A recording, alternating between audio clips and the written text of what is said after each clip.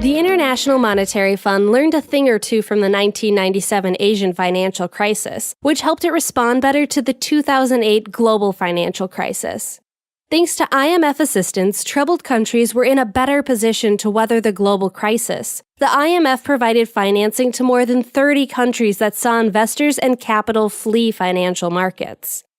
On average, IMF financing after the global crisis was larger than after the Asian crisis by more than 3 percentage points of gross domestic product. The IMF lent to countries beyond normal limits and increased the size of assistance in several instances when the initial amount wasn't enough to curb capital outflow and stabilize exchange rates. The bigger financing packages and other innovations it introduced from 2008 to 2011 showed the IMF had learned its lesson from the Asian financial crisis, when inadequate financing contributed to the failure of IMF programs to stop capital outflows and currency freefalls. The IMF also collaborated with other multilateral institutions and bilateral donors in a number of cases during the global crisis, something it learned from the Asian crisis. Some argue that the transparency of IMF collaboration with official donors helped IMF-backed programs build investor confidence.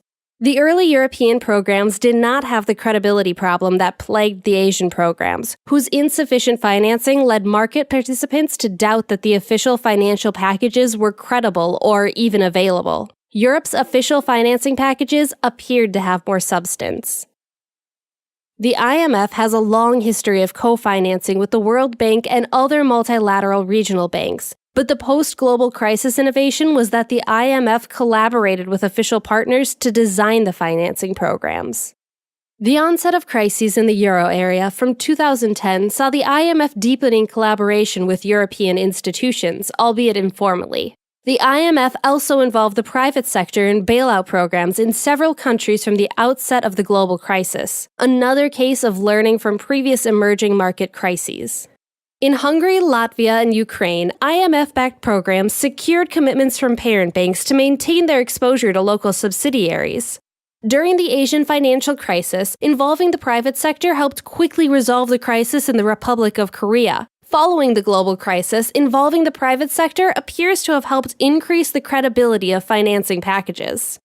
The IMF also backed capital and exchange controls in some countries to curb capital outflows and ease the pressure on exchange rates. The most notable case was Iceland's move to introduce capital controls under the 2008 IMF-backed program. The IMF fully backed the decision, recognizing that the alternatives were few and unpalatable. In the absence of controls, the currency would depreciate beyond the 40% that it already had.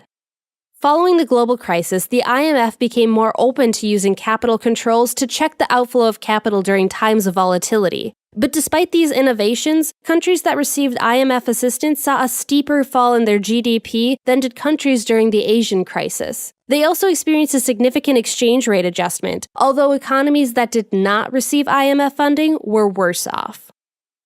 Does this mean that IMF intervention didn't quite cushion countries against the impact of the global crisis? To answer this question, we have to know what the outcome would have been had the IMF not intervened. But to put it in context, the global and Asian crises occurred in different environments. For starters, during the global crisis, affected countries faced the withdrawal of a large volume of portfolio assets from major financial centers, which translated to massive volatility in emerging markets. From the end of 2007 to the end of 2008, for example, the balance of external portfolio assets fell by $967 billion in the United Kingdom and by $2.9 trillion in the United States. The balance declined by $4.9 trillion in 5 major financial centers combined.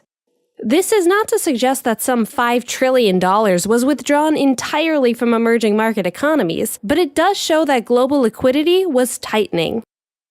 This did not happen during the Asian crisis. From the end of 1997 to the end of 1998, for example, the same 5 financial centers accumulated nearly $1 trillion in external assets. Second, troubled countries during the global crisis had fiscal deficits, which required larger corrections. The Asian crisis countries did not have a fiscal imbalance to begin with. In fact, they all had fiscal surpluses before the crisis. In contrast, all the countries affected by the global crisis had fiscal imbalances at the outset of IMF intervention. Given such challenges, the IMF innovations following the global crisis made a difference. Without IMF assistance and innovations during the global crisis, troubled countries would have been worse off than those during the Asian crisis. The IMF's crisis lending programs continue to evolve. Attempts to forge formal regional financing arrangements to help countries face similar future crises have floundered, no thanks to competing mandates and different viewpoints on how to go about such tie-ups. The IMF has been more successful in collaborating with some Asian economies to set up mechanisms to ensure financial stability in the region. But only time can tell how these and other efforts will ensure a global financial safety net is in place when a crisis hits anew. Given how much governments seem to favor regional alliances to stave off similar future crises, the IMF may end up being just a part of such initiatives instead of being in the driver's seat.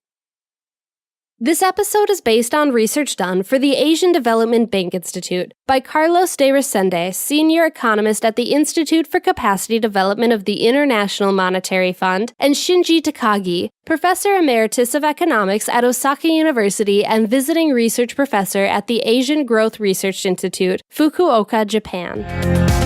This has been Asia's Developing Future, brought to you by the Asian Development Bank Institute in Tokyo. See the show notes for the transcript and related material. For more information about us, please visit adbi.org.